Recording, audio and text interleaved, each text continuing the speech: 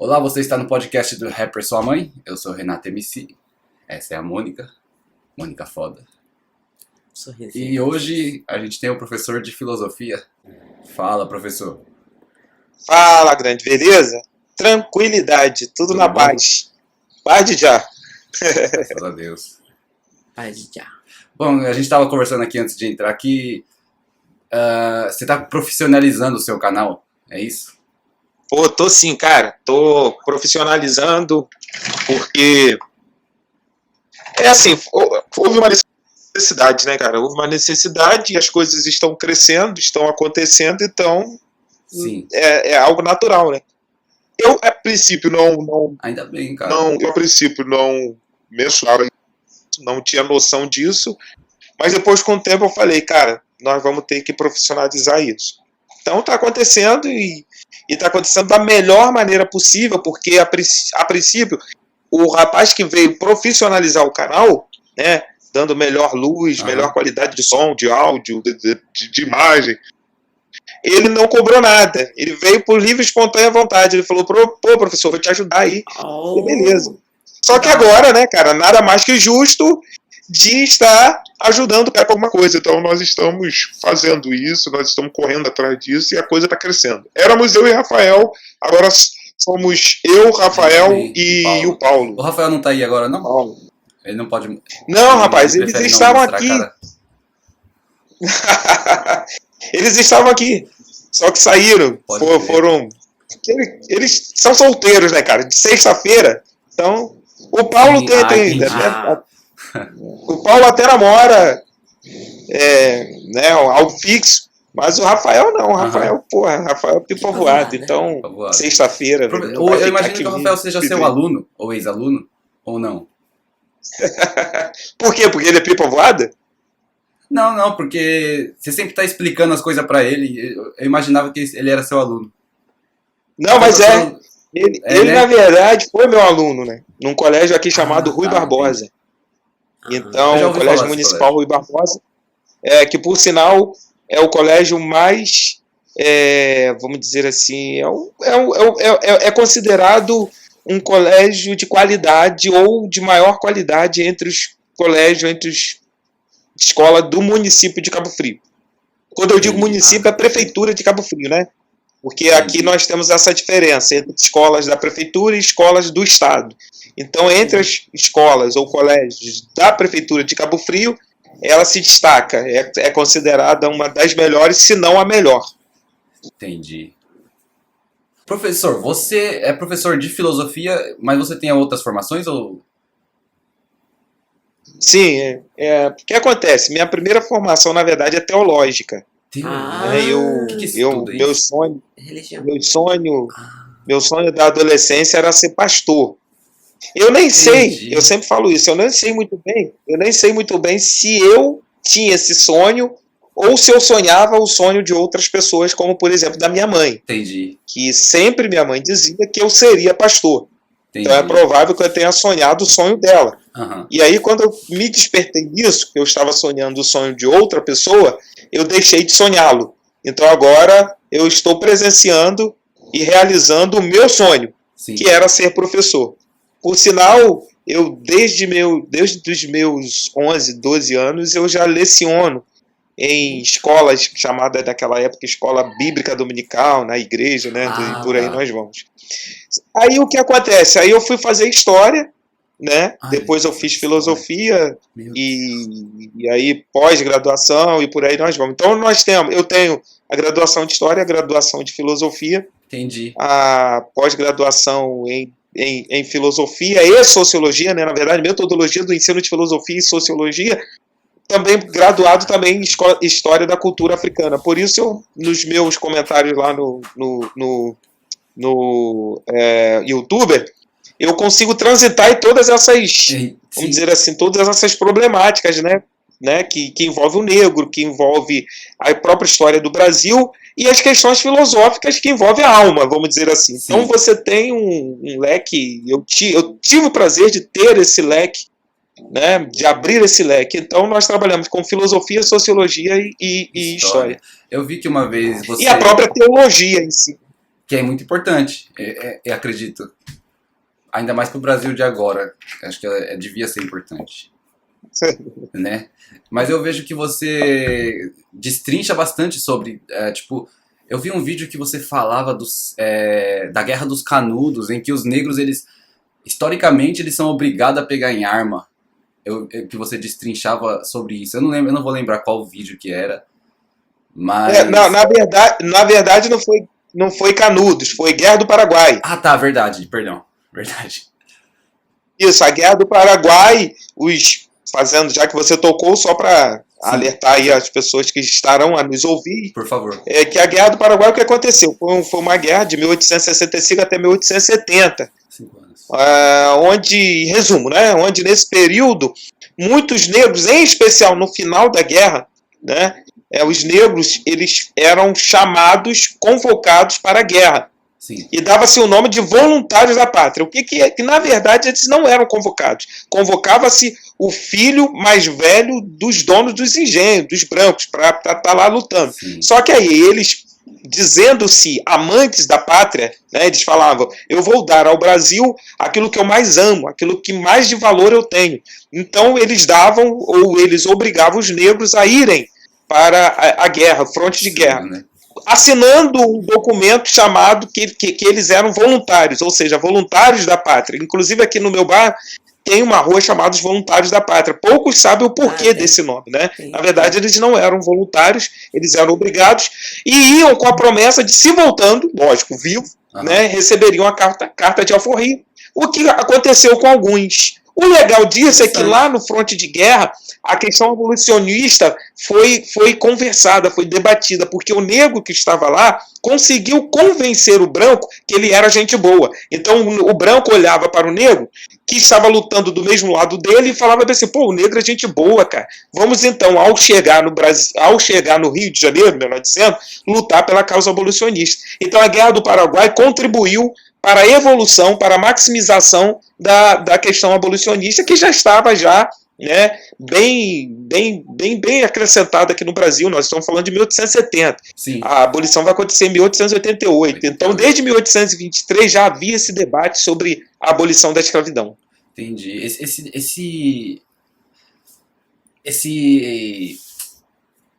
Essa coisa que eles fazem de pegar alguém que eles consideram inferior, os brancos pegarem alguém que eles consideram inferior e falar assim, não, vai lá e morre por nós, eu vejo que aqui no Japão teve os kamikazes também, não sei se... É claro que você sabe, você é professor de história. Eles não eram voluntários, saca? Eu lembro disso, que eu aprendi isso na escola, eles não eram voluntários, eles eram obrigados a, tipo, não, você vai lá, você vai escrever, você vai assinar essa porra aqui, você vai lá, mano, e vai morrer, você não vai voltar. Você vai morrer e pau no seu cu, se você não quer, você tem que ir. É mais ou menos isso que aconteceu aí também, né? Só que com uma raça que eles consideravam menor, sei lá. Eu gosto dessa parte da história, né, de Segunda Guerra Mundial, Perabo, eu gosto dessas histórias, porque abre-se um leque para outras questões. Por exemplo, esses kamikazes, sim, quando a história oficial prega que eles se mataram por um ideal, aí eu posso fazer um apontamento com Durkheim para trabalhar com suicídio, né? Suicídio que ele pode ser altruísta, como esse caso, ele pode ser egoísta ou ele pode ser anômico. Então eu gosto de trabalhar com a Segunda Guerra Mundial porque eu tenho uma pontezinha, abro uma janela para trabalhar sobre isso. Aliás, por quê? Porque o suicídio entre os jovens, adolescentes, está crescendo muito. Imagina. Hoje mesmo um jovem aqui no Brasil se matou, né, de 9 anos de idade, porque ele estava sofrendo bullying com os amiguinhos dele, porque ele confessou ser gay, ser homossexual. Então ele estava sofrendo bullying e aí ele se matou. Isso então, quer dizer, a área humana, cara, é muito interessante de se trabalhar. Sim. Porque eu posso trabalhar várias questões a partir de uma única história. Então você falou aí sobre os japoneses, sim, que a história oficial conta no suicídio altruísta, ou seja, que eles queriam, ou fizeram por livre e espontânea vontade a se matar. Então eu posso trabalhar nessa questão aí do suicídio. Meu Deus, e uma criança de 9 anos se matou. Eu tô chocado. Meu Deus, 9 anos, cara. Uma criança de 9 anos se matou aqui no Brasil. Em menos de uma década ele tirou a própria... Porque, na verdade, nós temos que entender o seguinte, nesse mesmo livro e obra e autor, Durkheim, o suicídio é um fato social. Entendeu? Ele é possível. Ele é possível. Nós temos que trabalhar com a possibilidade do suicídio. Sim, ele não é algo externo, ele é algo que acontece no ser humano, porque nós somos humanos, como Nietzsche fala, demasiadamente humanos. Sim. Então, sendo humano demasiadamente humano, as vontades de morte também acontecem dentro de nós. Aí entra a psicologia, a psiquiatria, que vai trabalhar melhor essas questões. É lógico que com isso eu não estou incentivando o suicídio. Eu estou tentando analisar friamente, né? Sim. Friamente, porque analisar o suicídio você tem que ser frio. Porque se você levar para a parte emocional, você vai falar, cara, como que o cara tem coragem de fazer tal coisa? Aí você vai entrar naquela questão. O suicídio é coragem, um ato de coragem ou um ato de covardia? É uma questão a ser debatida. Exatamente. Desespero ou loucura? Né? E por aí nós vamos conversando sobre tudo. Se bem que o desespero pode ser loucura. Sim. O desespero leva a loucura, tá tudo ligado, né? Tá tudo interligado. Desespero pode ser loucura. Aquele filme, cara, se eu não estou enganado, com Michael Douglas, Dia de Fúria. Pô, cara, é mais ou menos isso, cara. Dia de Fúria. O cara, ele não é aquilo, mas ele quer chegar em casa e não consegue chegar em casa e tudo atrapalha ele e ele, de repente, dá um acesso de loucura lá e sai matando, sai fazendo, sai brigando com todo mundo. É isso, cara. É a mente do ser humano. Pode acontecer com todo mundo, né? Com certeza. É um surto. Essa criança era do Rio, professor, que morreu? Eu posso chamar de Moisés ou de professor? Não, pode ficar à vontade, você escolhe. Eu só sou a partir do momento que você me reconhece como sendo. Né? Faz sentido. Então, a partir do seu reconhecimento, eu sou chamado.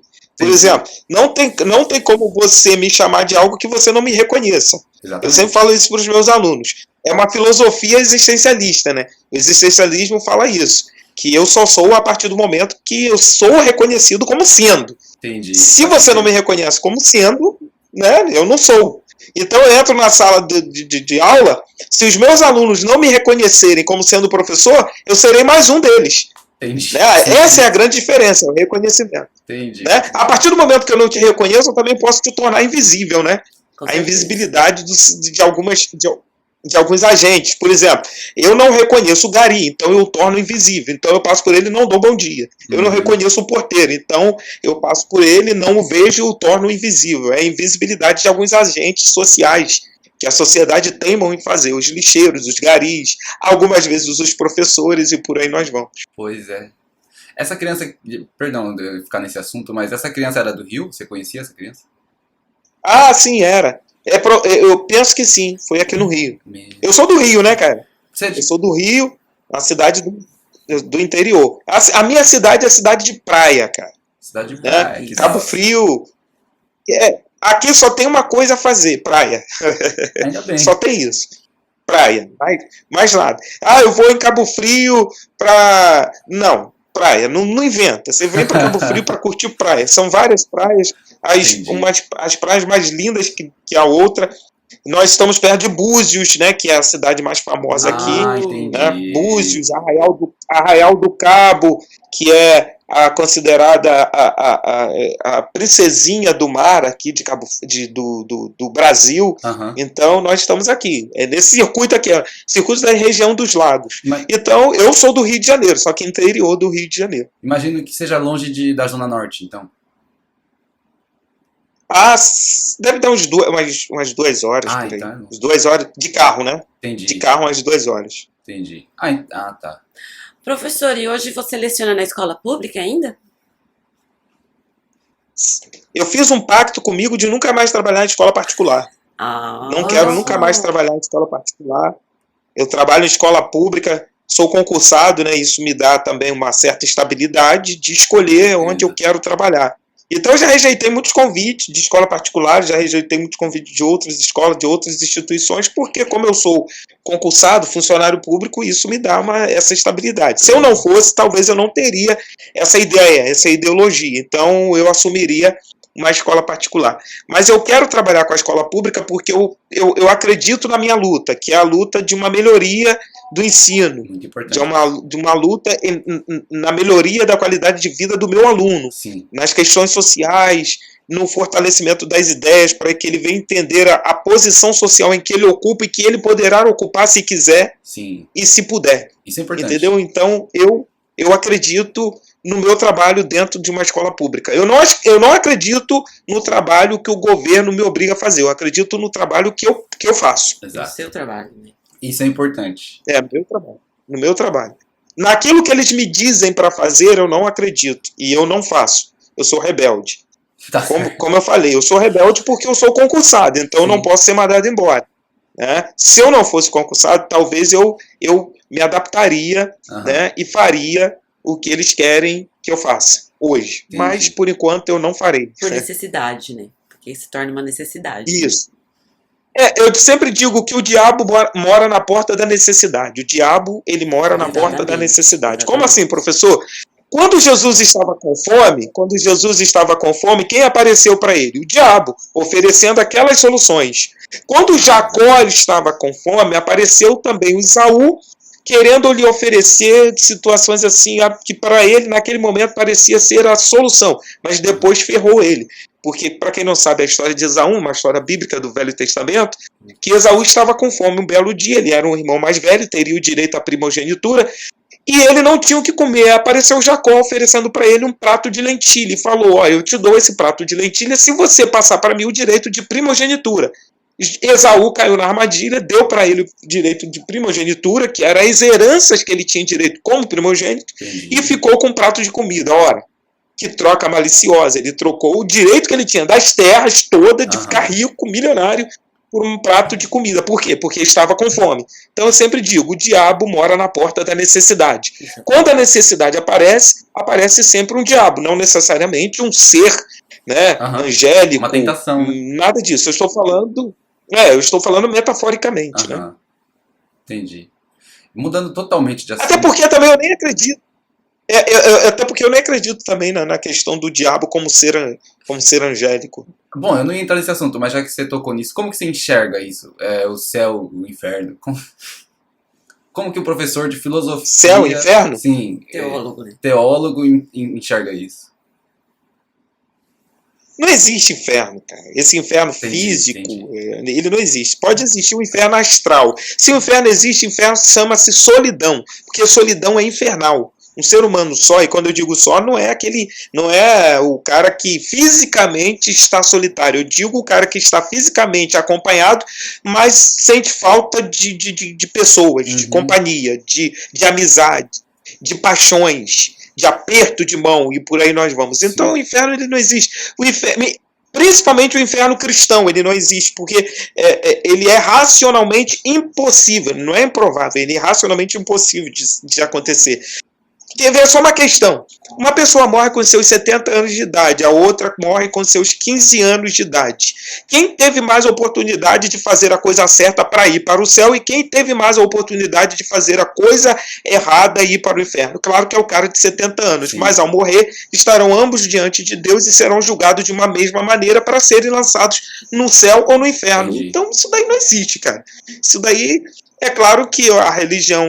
As maiores invenções da religião, quando eu digo religião, de novo, o cristianismo, é pecado, medo, culpa e inferno. Sim. Porque castra o ser humano naquilo que ele tem de melhor, que é ser humano. O ser humano, ele é pecador por natureza, ele falha por natureza. Ele é errante por natureza. A perfeição do ser humano é ser imperfeito. Nós erramos porque a nossa natureza é errante. Sim. Entendeu? Nós pecamos porque a nossa natureza é pecaminosa. Então querem castrar isso. É lógico que existe erros e erros, pecados e pecados, crimes e crimes. Nós devemos separar isso, até porque nós temos essa mente aqui para fazer essas divisões. Sim. Isso é uma questão de sociedade também, não é nem religião, nem entra nesse assunto talvez, né? Ou eu estou falando merda? Claro. Agora, é complicado eu falar isso em determinados locais. Com certeza. Porque existem pessoas que precisam desse cabresto, para que não venham se tornar as coisas mais absurdas do mundo.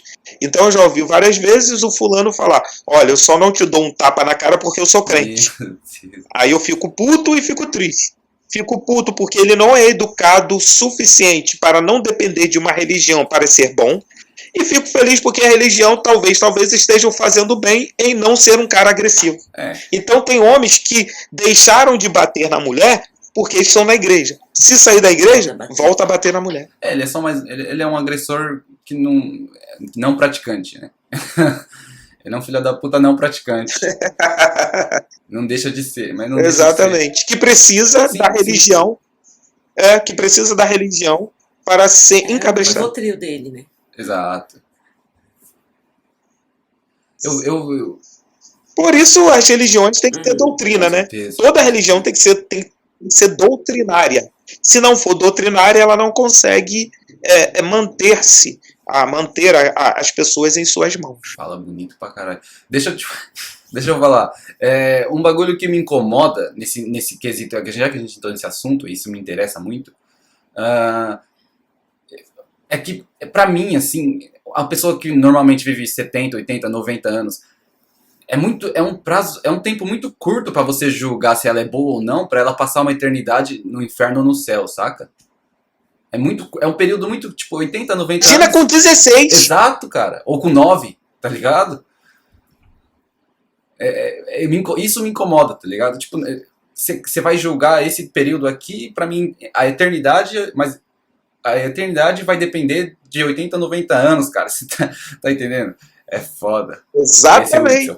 É proporcionalmente ilógico. É proporcionalmente ilógico. Como que você... Olha só, e você falou algo que eu quero destrinchá-lo. A pessoa com 80 anos, ela não viveu 80 anos de pecado. Ela cometeu. Então significa que também cometeu coisas boas. E muito boas. Mas não foi suficiente para ela ir para o céu.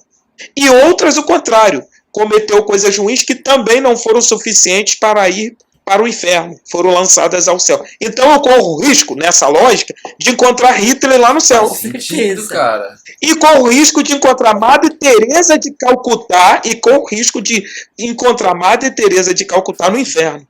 Olha que coisa louca. Segundo essa ordem. Né? Isso me incomoda, cara. Não tem sentido. Então, isso me incomoda muito. Esse é o Itzo. O que acontece no Rio, cara? Mudando totalmente de assunto. O que tá acontecendo no Rio? Porque no Brasil eu sei o que tá acontecendo, mais ou menos. Eu já conversei com algumas pessoas do Brasil. Mas quando eu vejo as pessoas falando do Rio de Janeiro, eles falam assim, não, mas Rio de Janeiro é outra coisa, é outra realidade. É fora do comum, não é... Aquilo ali é outro Brasil. Procede isso? É para qualquer um. Exato. Concordo. Apesar de não viver a realidade do centro do Rio de Janeiro, eu já trabalhei na Baixada. Tá. Apesar de não viver a realidade do centro do Rio de Janeiro, o Rio de Janeiro tem uma coisa bem idiosincrática, né, cara? É ímpar.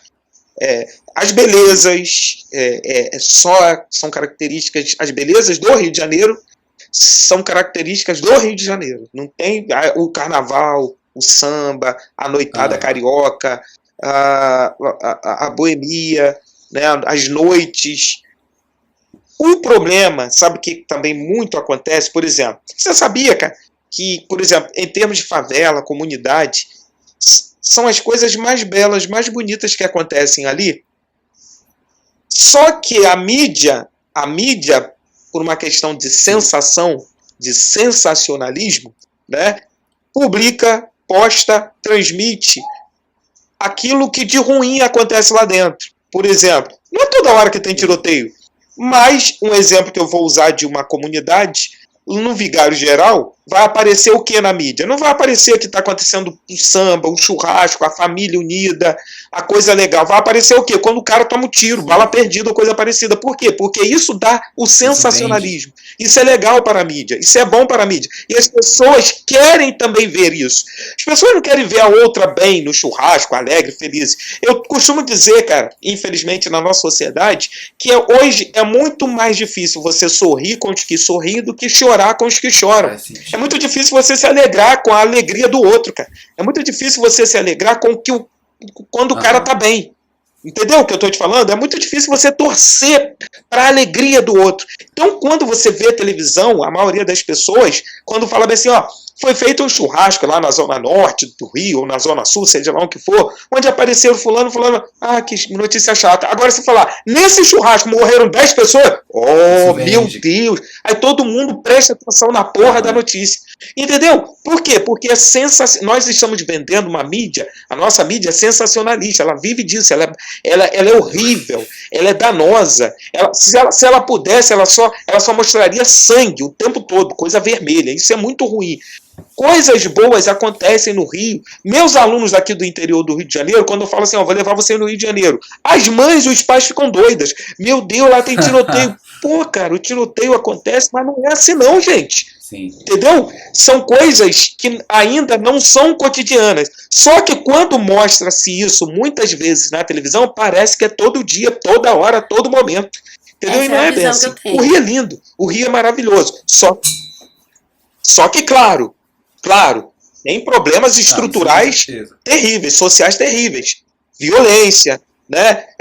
A questão da moradia, a questão do tráfico de droga, do tráfico de arma. Mas, cara, de novo, eu não moro em favela, mas quando eu vou em favela, eu vejo a vida acontecendo. Eu vejo as pessoas querendo viver, sabe? Eu vejo os bares lotados de pessoas alegres, bebendo, fazendo churrasco. Fulano, pô, não vou beber hoje não. Por quê? Porque eu tô sem dinheiro. Ah, porra, senta aí, rapaz. Isso é bonito, cara. Fala sério, depois a gente vai fora. Sabe? A laje, os moleques soltando pipa na laje.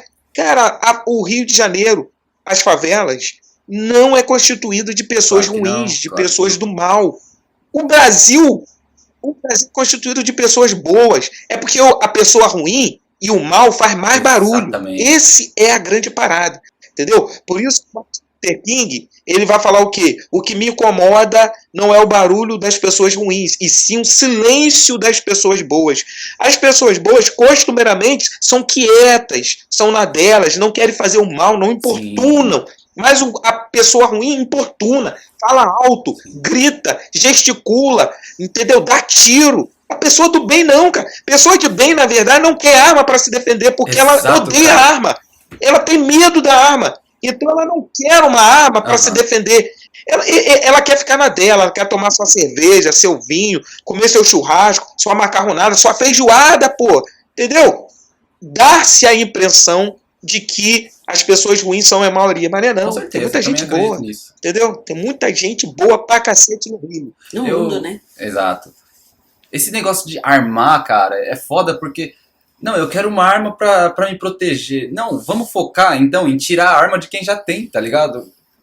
Pra que aumentar a arma na rua? Vamos tirar de quem já tem, cara. Vamos dar educação pra essas pessoas, pra eles, não quero mais arma, pra eles chegar num ponto deles falar que não quer mais, tá ligado? Não adianta você comprar uma arma também pra... Então, mas por que isso? Pode falar. Isso, mas é incompetência do governo. Com certeza. O governo fala assim, em outras palavras, o que ele quer dizer? Eu sou incompetente para te defender, então eu vou te dar uma arma e você que se defenda.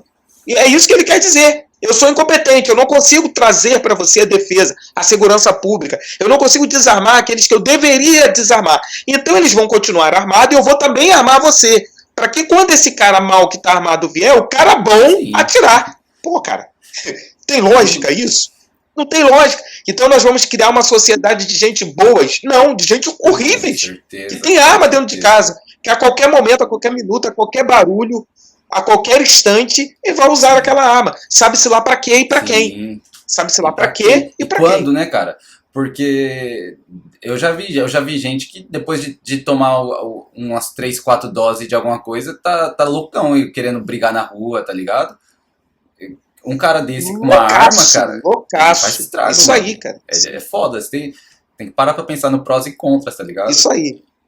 E nesse caso, a arma é um objeto letal. Isso aí, porque o que a bebida faz? Isso aí, o que a bebida faz? A bebida, na verdade, não transforma a pessoa. A bebida, ela mostra quem a pessoa é. A pessoa já é aquilo. Com a bebida, com as questões entorpecentes, que vão entorpecer a mente, a alma, traz à tona aquilo que está lá no seu subconsciente. Então não vem com essa desculpa de dizer, eu fiz isso que eu estava bêbado. Não, você já queria fazer. Já havia uma grande possibilidade de você fazer. A bebida foi estopim. Incentivo, né?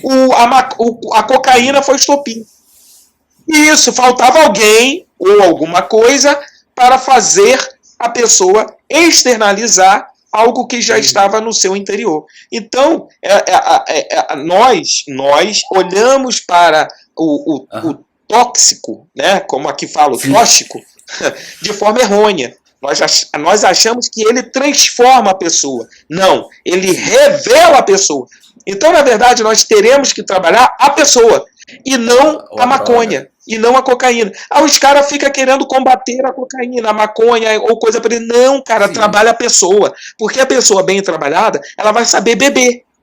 Ela vai saber parar de beber. Ela vai saber fumar e parar de fumar. Porque, afinal de contas, é problema dela. Sim. É individual. O Estado não pode se meter nessas questões que são individuais. Só que o Estado quer se meter. E ainda se mete de forma errada. Então, o meu problema não é a maconha. Meu problema é o ser humano que não sabe usar a maconha, porra. Meu problema não é a bebida. O problema é o ser humano que não sabe beber. Entendeu? E por aí nós vamos. O problema está no ser humano. Está no ser humano. Porque, torna a dizer, essas questões, ela não transforma. Ela revela a pessoa. É bem diferente. Faz sentido. Concordo plenamente. Acompanha a minha brisa aqui agora. Tá ouvindo? Ih, falhou, viu? Tá ouvindo. Acompanha a minha brisa aqui agora. Eu tava com a minha namorada ontem, eu acho. Aqui na frente de casa, a gente tava fumando um cigarro. E aí ela começou a olhar as plantas que tem aqui em volta. E ela falou... Eu perguntei pra ela assim... será que planta tem alma? Porque é um ser vivo. Eles têm alma? Eles sentem dor? Você como teólogo, como que você vê isso? Planta tem alma? Como teólogo, direi que não. Na teologia não existe, pelo menos a teologia que é a minha linha, né, vamos dizer assim, não tem como garantir e dizer certo de que a alma que a planta e mesmo os animais, né, venham ter alma ou espírito. Assim, mas olhando dentro da questão filosófica é possível, é provável, nada é impossível e nada é improvável, entendeu? Então eu tenho que fazer essa separação. Na teologia, digo que não. Na teologia, o único ser que tem alma é o ser humano. Alma, espírito e corpo. É chamada tricotomia, né? Corpo, alma e espírito. Aí, quando eu levo para o lado da filosofia, vem o Nietzsche. O Nietzsche vai falar o seguinte: olha, não existe essa questão de alma e espírito. O que existe é um ser humano que pensa. E por pensar, pensa que tem alguém pensando dentro dele. Entendeu? É assim, o ser humano, porque pensa que tem alguém pensando dentro dele, mas na verdade o pensante é o próprio ser humano. Não existe essa divisão de um eu que pensa, um eu que faz. Entendeu? O que existe é o ser humano, é o físico. Então, a partir do momento que morrer, acabou.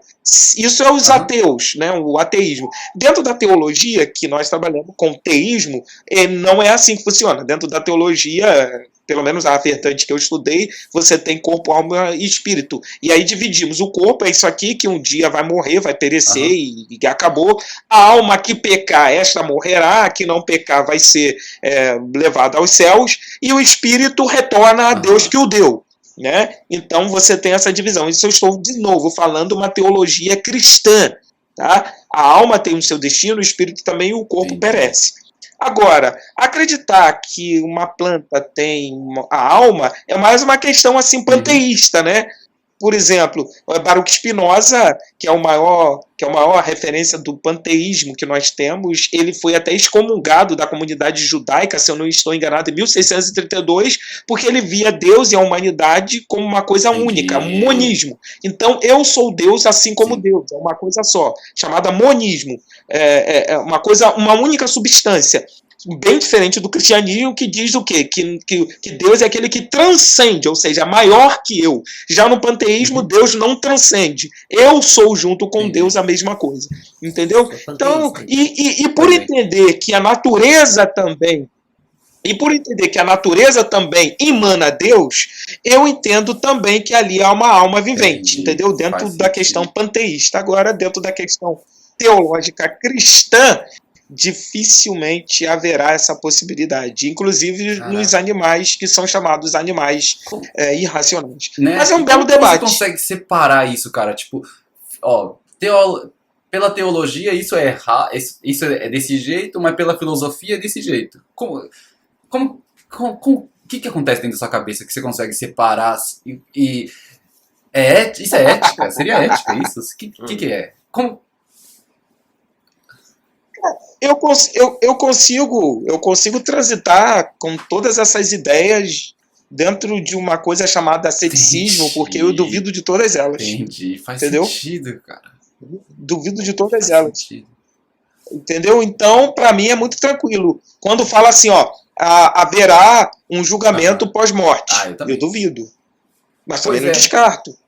E quando diz para mim o espiritismo, e quando o espírita diz para mim, ou o budismo, né? O budismo diz para mim que haverá uma reencarnação, que em filosofia é chamada de metapsicose, por causa de Platão vai chamar de metapsicose. E já no espiritismo e no budismo vai chamar do retorno, e por aí nós vamos, né? Reencarnação. Eu vou duvidar, eternamente irei duvidar. Então, para mim, essas questões são bem trabalhadas aqui dentro. Quando diz que Jesus é o meu Salvador e eterno e Deus ou coisa parecida, eu coloco um ponto de interrogação no Jesus divino, não no Jesus histórico, no Jesus querigmático. Quando me diz de Buda, como me diz de Alá, do Islã, do muçulmanismo e por aí nós vamos, dos orixás. Então eu tô duvidando dessa galera toda. Eu duvido até de mim, não vou duvidar deles. Quem disse que eu existo? Mas eu não existo. Eu duvido de mim, cara. Nossa, é louco, velho. Às vezes eu estou de frente do espelho e fico imaginando a não existência daquilo que existe, que sou eu. Porque o Descartes vai falar, penso, logo existo. Né? Penso, logo existo. O Descartes, ele simplificou algo assim terrivelmente complexo, certeza, que é a existência do ser humano. Então, ele vai falar assim, que penso, logo existe. Então, Descartes, segundo você, a prova cabal, a prova áurea de que eu existo é porque eu penso. Sim, Moisés, você está pensando, então, porra, meu pensamento pode ser altamente duvidoso, nocivo. Meu pensamento pode ser de outras esferas, dos ETs, sua, minha, vossa, nossa. Você é louco, velho. Então, Descartes quis simplificar algo que é complexo demais. Penso, logo existe. E tem uma frase... Agora, que tipo de pensamento? Quer ver uma coisa? Penso, logo existe. E o louco? O pensamento do louco. Bom, ele tá que mundo é aquele também. Lá? Né? Que mundo é aquele do louco? Ele está pensando, mas qual mundo é verdadeiro? O dele ou o meu? Então, eu acho que aí a gente já se encaminha para algo mais individual. Acredito eu. O meu mundo, ele é bom pra mim. O seu mundo, ele é bom pra você. É individual? Exatamente. A existência é individual. Exatamente. Mas que mundo é o do louco? É o dele lá, mano. Sei lá qual que é o mundo dele. Papo de louco, né, cara? Papo de louco, né, velho? Exatamente. Talvez nós sejamos os loucos, não sei. Existe aquela você frase... tá onde, cara? Você tá em qual cidade? Eu tô no Japão. Shiga chama a cidade. Shiga. Então, olha só que coisa louca, velho. Olha só que loucura. Nessa questão da internet, nós estamos nós estamos unidos por uma questão da tecnologia e afastados por uma questão espacial, né, geográfica. Geograficamente, você está em outro lugar. Sim. Mas nós estamos unidos pela internet, pela tecnologia. Isso não é um mundo louco, cara? Isso é um mundo louco. Isso é um mundo muito louco. Eu ouso dizer que é caótico. Também é distópico também. É caótico e distópico. Cara, você presta atenção naquele jogador que há um tempo atrás se aposentou, chamado Deco. Deco é um brasileiro que se naturalizou português e que jogava na Espanha, no Barcelona. Quem é esse cara? Quem é esse cara? Pois é. Entendeu? Brasileiro, naturalizado português e que trabalhava na Espanha. Quem é esse cara? Você é brasileiro, certo? Sim. Brasileiro. E aí? E a gente tá trabalhando no Japão, velho. Falando comigo aqui pela internet. Cara, esse mundo não tem como acreditar nesse mundo, velho. Não tem como acreditar. Não tem como acreditar. Tem muitas dúvidas, né? Mas essas coisas me faz acreditar que, tipo, o que eu quiser eu vou ter. Eu vou conseguir. Se eu quiser fazer alguma coisa, eu vou conseguir. Justamente por ele ser desse jeito, entende? Por ele ser caótico, por ele ser... Que ele abre possibilidades. Exatamente. Ele abre possibilidades. Cara, meu irmão, deixa eu te falar. Jamais imaginei ter um canal de quem dirá de reação, porque eu nem sabia o que porra era essa de reação. Eu nem sabia o que era reação. Esse meu ex-aluno, desculpa, tá, o xingamento, tá? Tá, sem problema. É outra coisa que... É outra coisa que eu tenho, assim, um questionamento. Por quem inventou o palavrão? Me diz. Cara... Quem decidiu... Nunca me passou pela cabeça que porra... Quem decidiu que porra é palavrão? E que não pode e que falar. esquistossomose não é palavrão. Verdade. Quem decidiu isso e que todo mundo concordou? É um todo mundo falou, porra é palavrão. E todo mundo ficou repetindo, porra é palavrão, porra é palavrão. Esquistossomose, não. Rapaz, esquistossomose é até doença, não vai ser palavrão. Entendeu? É mais agressivo, cara, né, cara? Que porra. Muito mais. Então a sociedade ela fabrica essas coisas e passa para nós de forma coercitiva, através da cultura, através da educação, e nos faz acreditar que porra realmente é palavrão. E se eu falar porra de uma maneira costumeira, mesmo assim eu estarei sendo colocado em segregação social, porque eu tenho um linguajar torpe. Inventaram até um negócio bonito para falar o que eu tenho. Linguajar torpe. Olha que coisa linda. Mas o que eu estava falando mesmo? Então eu também tenho esse linguajar torpe. Porque cada 10 palavras, 11 é palavrão. Em casa, cara, o palavrão nada mais que é do que um expurgo. O palavrão nada mais do que uma catarse. Quando eu estou andando na rua e dou um tropeção, eu falo o quê? Pô, que bom, Deus. Muito obrigado. Ó, que bom. Nossa, como eu adorei. Não. Eu falo o quê? Puta que pariu, pô. Pois é, cara. Eu falo, caralho. O palavrão é uma catarse, é uma limpeza. Para os orixás seria um ebó. Entendeu? Só que nós, como uma sociedade hipócrita, judaica, cristã, na invenção da culpabilidade, do pecado, do tá errado, do papai do céu não gosta, nós inventamos isso. Que nós não podemos externalizar as nossas emoções. Isso é perigosíssimo. Acreditar que uma coisa é errada e a outra não é perigosíssimo, no meu ponto de vista. Porque a partir do momento que você acha que você tá certo e o amigo ali tá errado, cara... Bom, eu não sei o que ele vai fazer comigo se ele acha que eu tô errado, tá ligado? O amigo ali, ele é cristão e eu sou, sei lá, agnóstico. Eu não sei o que ele vai fazer comigo pra mim acreditar no que ele tá falando. A convicção é perigosíssima em qualquer situação, eu acho. A convicção, ela te faz matar. Exatamente, cara. E as 3 maiores religiões do mundo, elas são monoteístas e elas são convictas de que elas estão certas. Elas brigam entre si e brigam com os outros. Você falou aí do cristianismo, né?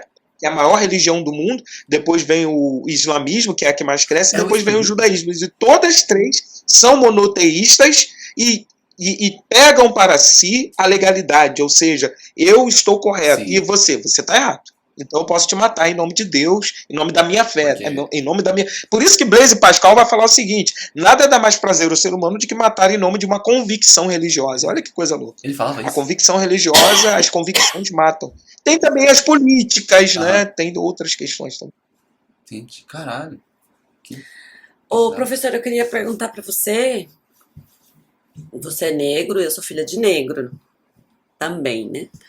Sim. Só que nem você, eu olho pra você e vejo que você é negro. Você olha pra mim, você tem que ver meus cabelinhos só pra descobrir, ela é negra. E outro dia o Renato falou pra mim assim, não fica falando pros outros que você é negra. Só que eu me considero negra. Aí eu queria perguntar pra você, porque eu senti que você é bem vibe boa. Quando eu falo... Aqui, eu não tenho... Quando eu falo, eu sou negra... É verdade que o negro se sente ofendido? Então, vamos lá. É uma questão histórica isso. Por quê? Porque aí vai baixar aqui o espírito do professor de história. Baixou. Eu gosto de história. Baixou. Então, em 1835, só para vocês terem uma ideia, tinha uma lei em Minas Gerais que proibia o acesso do negro à educação pública. o negro só poderia ser escolarizado, alfabetizado a partir de particulares. Ou seja, o professor ia na casa, meu Deus, né, e alfabetizava. Ou o negro ia a uma escola particular. Na escola pública não podia. Como que se decidia quem era negro aqui no Brasil? A partir de algumas características. Por exemplo, como que nasce também a partir daí o preconceito e o racismo para decidir quem podia e quem não podia? Porque nós sabemos que o negro sempre não podia. E quem podia? Era o branco. Então o negro já tem ciência de que ele é parte de que não pode. Por exemplo, em 1872 foi feito o nosso primeiro, vamos dizer assim, censo. E para dizer quem era negro, quem era indígena, em 1872. Eu fico analisando quem era responsável de dizer quem era negro e quem não era. Porque não era autodeclaração como é hoje. Hoje o IBGE trabalha com autodeclaração. Por exemplo, a senhora aí que falou, se o IBGE perguntasse para a senhora, você se considera o quê? Aí ia estar lá, negro, não sei o quê. Se a senhora falar negro, ele ia marcar negro. Independente do que ele achava que a senhora era. Entendeu? Nesse período de 1872, não era autodeclaração. Era alguém que olhava para a pessoa e falava, aquela ali é negra, aquela ali é branca. Independente se a pessoa se considerava negro ou branco. Então vamos lá. Nós, aqui no Brasil, o racismo e o preconceito nasce a partir de que característica? Pode ser, primeiro, a questão da marca. Então, o que é marca? É a cor da pele, é o nariz, né? Você repare que a maioria dos negros tem nariz, né, largos, lábios carnudos, quadris fartos. Então, são características, são marcas que dizem que aquilo ali é um negro. Poderia também ser por uma questão de sangue, ou seja, o avô dele lá atrás, o tataravô é negro. Então, você também é negro porque você tem sangue negro. Então, é isso daí que nós temos que discutir e entender hoje. Se a senhora se percebe negra, por hoje nós considerarmos que é autodeclaração, a senhora é negra. Entendi. E acabou, e ninguém pode tirar isso da senhora. Entendeu?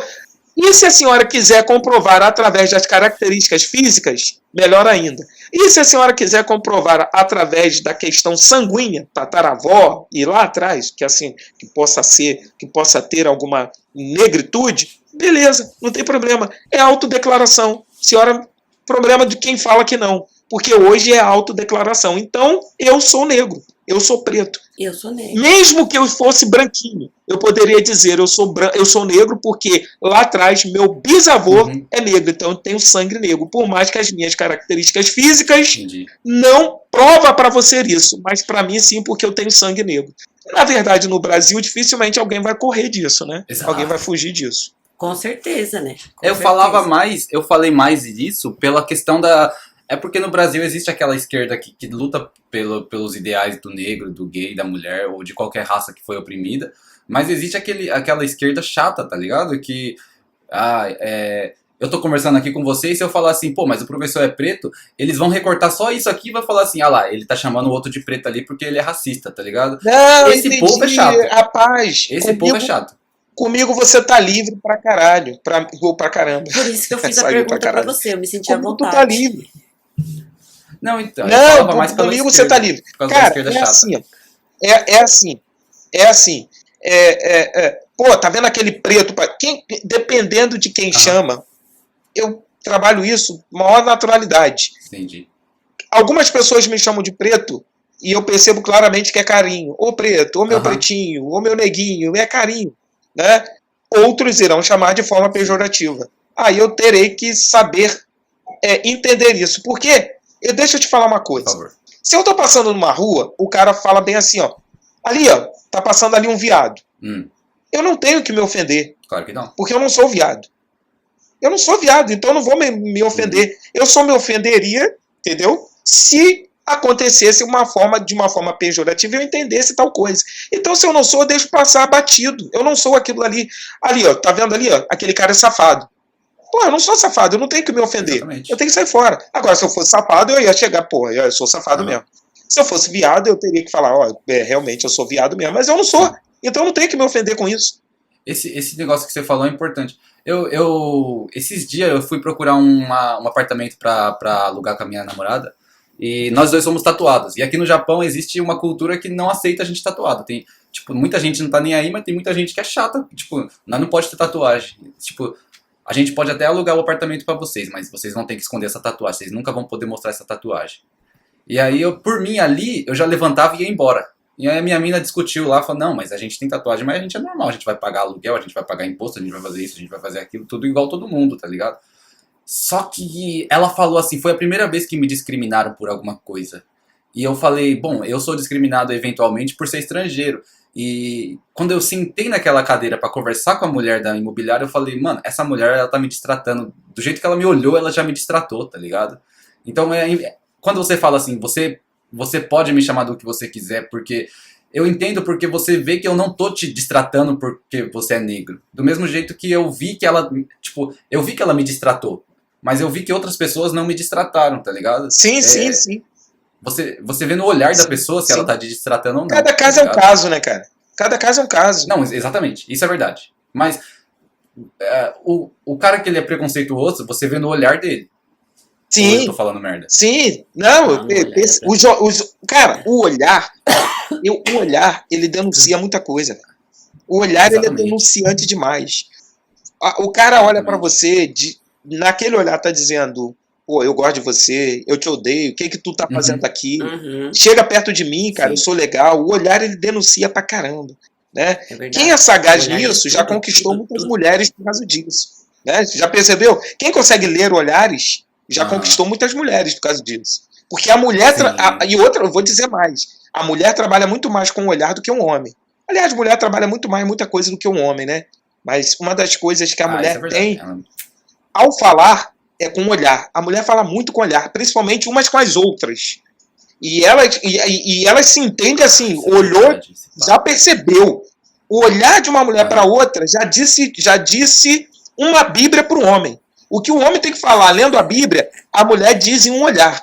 Ela olha para outra assim, aí elas começam a rir. E o homem fica boiando, velho. O que essas mulheres estão rindo? Já falou da sua vida toda, uma para outra. Já falou se você é bom de cama, se não é, se tem grande, se tem pequeno, se é magro, se tem bunda. E você ali está tentando entender. A mulher fala muito com o olhar. O homem precisa do gesto. Muito do gesto. Muito da voz, da impostação de voz, do gritar. A mulher não, filho. A mulher fala no detalhe, lá no olharzinho, assim, ó. E a gente tá igual uns bobões, ó. Exatamente. Viajando. Você tava falando que você nunca imaginou que você ia ter um canal no YouTube e eu te cortei, eu acho. A gente foi pro outro... Não, eu que me cortei. Cara, eu não imaginava isso. O que tá acontecendo hoje, eu não imaginava também. Essa acessão. Ainda mais de pessoas famosas do meio me procurando. Por exemplo, a nossa conversa estava sendo programada para ontem. Estávamos programados para ontem, aí ele me pediu para fazer ontem o que seria hoje, aí eu falei, pô, vou conversar com ele para nós, né, adiarmos. E ontem eu fiz uma live com ele, tá programado uma live com Cabelinho, MC Cabelinho. Olha também. Só, cara. Tá programado uma live com o Fábio Braza. O Fábio Braza nós estamos conversando cara. Com outros. Pra mim é um dos melhores. Mas o cara é bom. Hoje eu fiz Hot Oreia, que é um cômico, né, cara? Eles são cômicos. Junto com do Papaya. Eu eu já escutei esse som, é muito bom. Isso, junto com o Black Alien. Então eu fiz. Porra, cara, no início da música eu começo a rir, cara, porque é muito engraçado eles, eu acho eles muito engraçados. É engraçado, cara. Professor, e você... O clipe é muito engraçado. Os caras cheios de mamão do lado. Você começou a fazer seus vídeos assim, com qual propósito? Nenhum. Entendi. Sabe por que nenhum? Porque eu nem sabia o que era reação. Imagina que o Rafael que te colocou lá. Aquele desgraçado, o Rafael, falou assim, professor, pô, vamos fazer reação. Aí eu falei, pô, cara, o que é isso? Aí ele, calma aí. Aí a gente tinha bebido, porque ele é de maior agora, tá? Ele é meu ex-aluno. Hoje ele tem 21, 22. Pode beber já. Então, a gente tava conversando, bebendo uma cerveja, e ele falou, toma aí. Aí me deu o celular, e ele ligou o celular dele, e eu coloquei um fone, né, conectei o fone, coloquei, e fiquei assim, ouvindo a música lá que ele colocou, e fiquei assim, com a cabeça balançando. Porra, aí ele falou, aí depois que acabou a música, eu olhei pra ele e falei assim, pô, maneiro, cara. Aí ele falou, pô, é isso que é reação. Eu falei, sério, que é isso que é reação? Aí ele botou lá no canal, ele colocou uma, colocou duas, a segunda, se eu não estou enganado, que ele colocou foi do Freud, Pseudo-Social. Ah, essa música é Aquele vídeo, cara, tá com quase 300 mil visualizações. Caralho. Eu tô fazendo assim com a cabeça, e tô falando no meio do vídeo. Uma porrada de comentário embaixo falando bem assim, ó, fala alguma coisa. Você é professor de filosofia, você é mentiroso, você não é professor de filosofia não, você não fala nada. Caralho. Aí que eu fui perceber que as pessoas queriam me ouvir. Aí eu falei, pô, então eu vou começar a falar. Sim. Aí eu comecei a falar, depois dos vídeos, mas os meus vídeos primeiro lá são horríveis. Tem 2 minutinhos, 3, são horríveis, eu tenho vergonha. Agora você eu só não tiro porque né? que nós fizemos uma reunião. Aí agora depois eu soube, pô, eu vi os comentários, a galera pedindo, pô, faz uma análise da música, fala pra gente algum contexto e tal. E aí eu comecei a fazer, né, uma contextualização entre filosofia, história, sociologia e a própria música, o rap. E aí a gente tá crescendo. Hoje o canal tá batendo 75 mil inscritos. Quando eu comecei só tinha, só tinha 12, eu acho, 13 mil. E em um ano nós conseguimos aí essa galera toda e a gente está crescendo. Nós vamos fazer uma festa quando tiver 100 mil. E, e vai ser muito legal. E eu tô adorando fazer isso, tô gostando pra caramba. A minha voz está sendo ouvida no mundo, né, senhor? Tá no Japão, velho. Então tem galera de Portugal ouvindo, tem galera da Espanha. Sim. Então, você tá no Japão, então a gente tá crescendo. Eu sempre sonhei isso, eu nunca falei isso, é a primeira vez que eu falo isso. É a primeira vez que eu falo isso pra alguém. É assim, numa live, numa conversa. Né? Eu sempre sonhei isso, em ser ouvido. Porque, cara, eu me especializei, eu leio todo dia, eu gosto do saber. Eu me considero uma pessoa inteligente porque é assim, cara, a falsa modéstia é tão errado quanto a falta de modéstia. Então, assim, se eu chamar você de inteligente, você deve aceitar isso, cara, numa boa. Aí eu vou falar você, pô, você é inteligente. Aí você, ai, que isso, ai, para. Não, cara, porra, você é inteligente, aceita isso e fala o quê? Obrigado. Sim. Se eu te chamar de bonito, porra, obrigado. Sim. Entendeu? A falta de modéstia é tão errado quanto a falsa modéstia. Então eu sou sabedor do que eu posso, eu sou sabedor do que eu sou. Então eu me acho, sim, inteligente. E por me achar inteligente, eu queria que as pessoas me ouvissem. Ouvissem a minha inteligência. Entendeu? E isso está acontecendo, isso está sendo muito bom, isso está sendo muito agradável. Imagina uma pessoa que sabe cozinhar. Ela quer que outras pessoas comam a comida dela. Para quê? Porque é legal.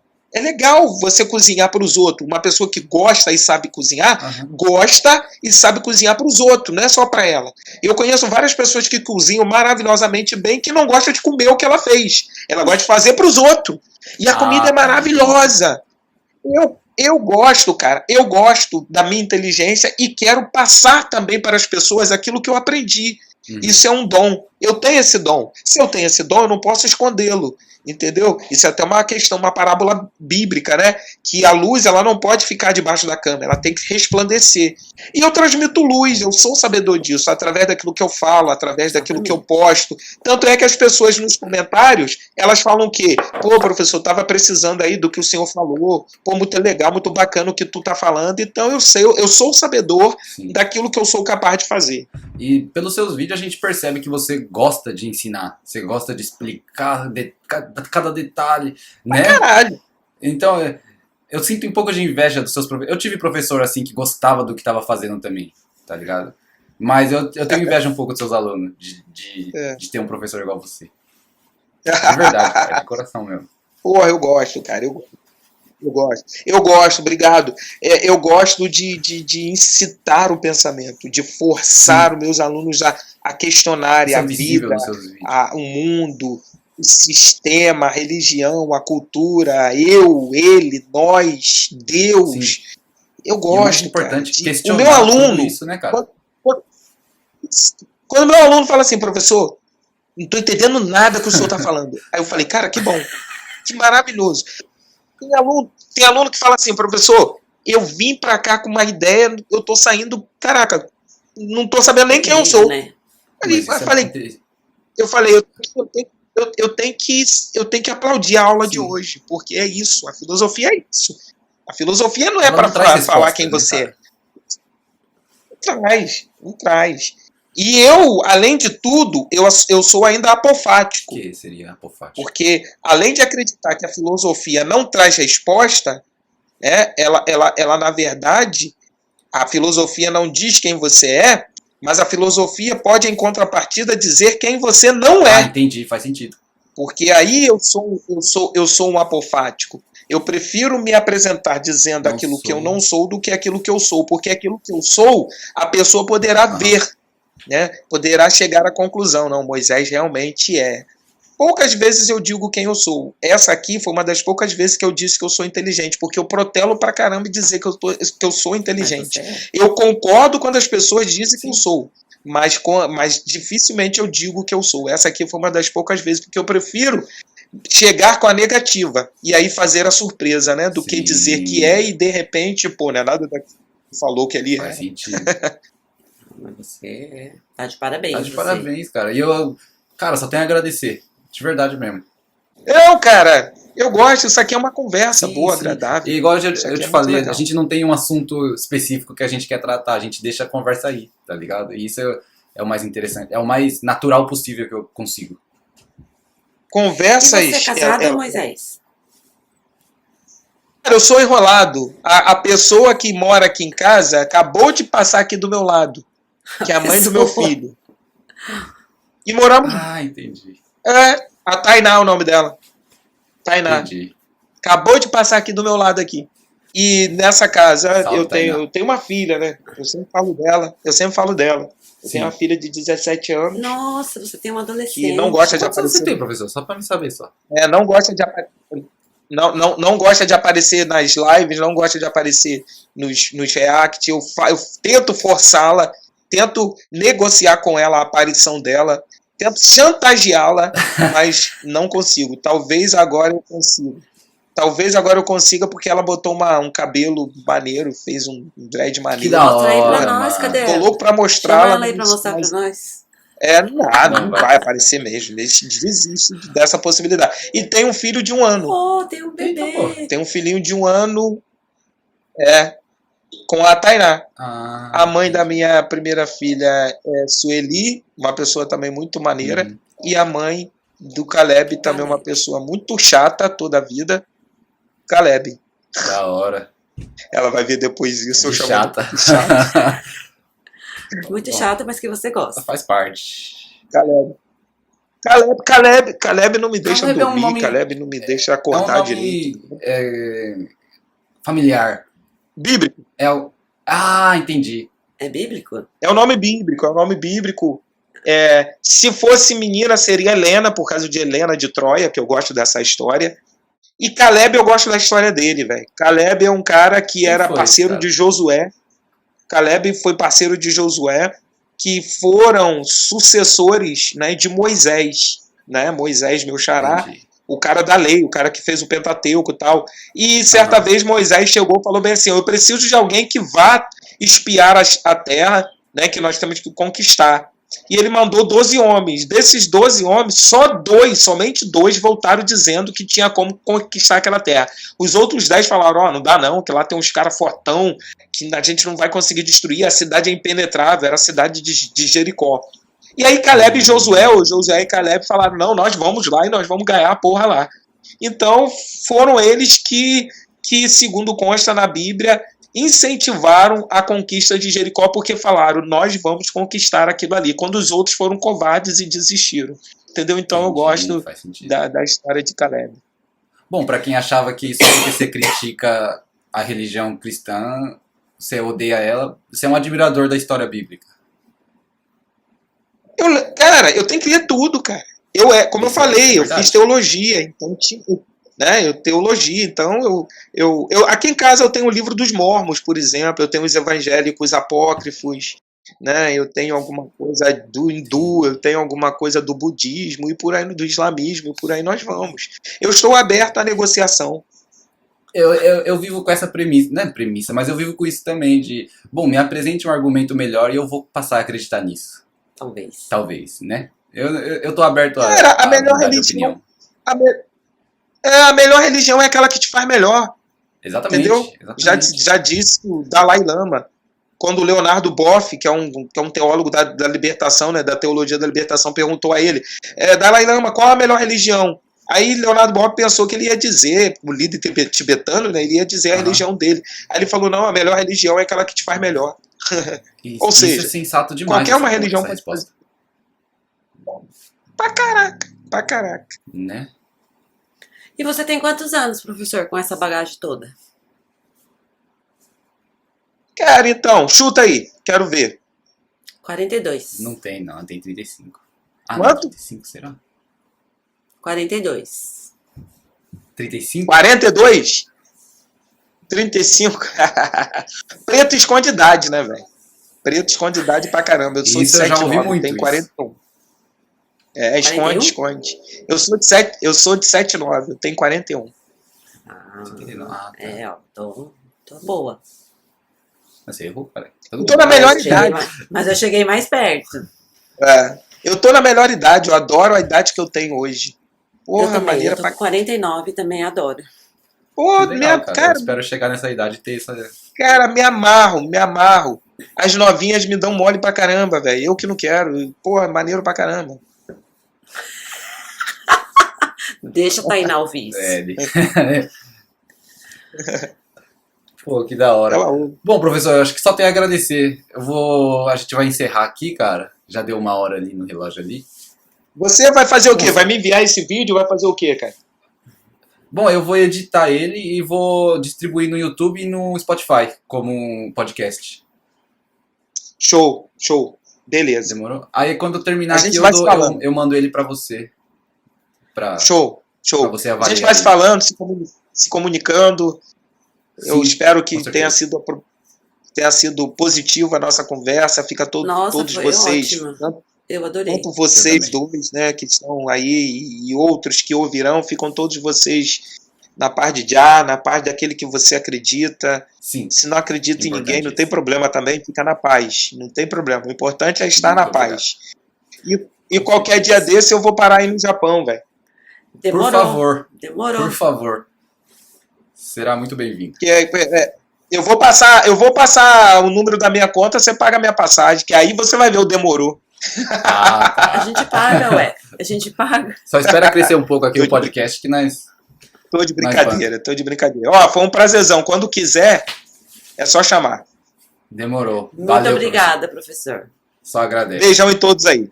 Valeu. É nóis. Falou. Valeu. Tchau. É assim.